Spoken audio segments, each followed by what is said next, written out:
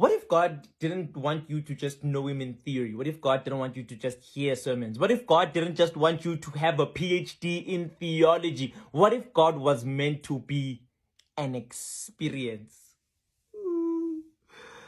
Let me land with this one. I'm actually, at the end of this, I'm actually going to give you a tip on how exactly can you act in a way that will make you see God.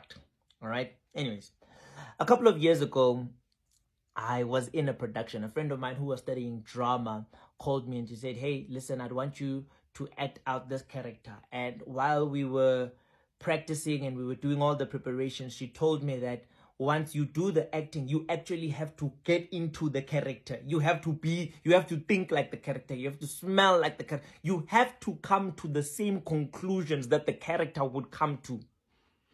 And then my mind jumps to Genesis 1, where God says that let us make man in our own image. So by design, you were meant to think, smell, taste, feel, hear.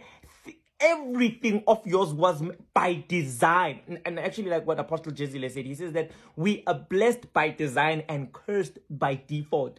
Now, you remember I said I'm going to give you a tip on how you can actually walk in the character that God has given you, which is himself. He expects you to. In fact, Paul, actually, I think it's Ephesians 5, says that be imitators of God.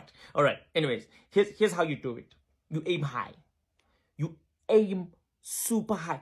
You aim as high as your mind can take you, because God wants to surpass that. If you want to meet God, you aim high. Aim as high as your mind can take you. Think way beyond where you are right now. That's how you meet God. Okay. Anyways, I want to tell you guys about one of the challenges I have here at the end, the last chapter. It's called the Feel God First Challenge.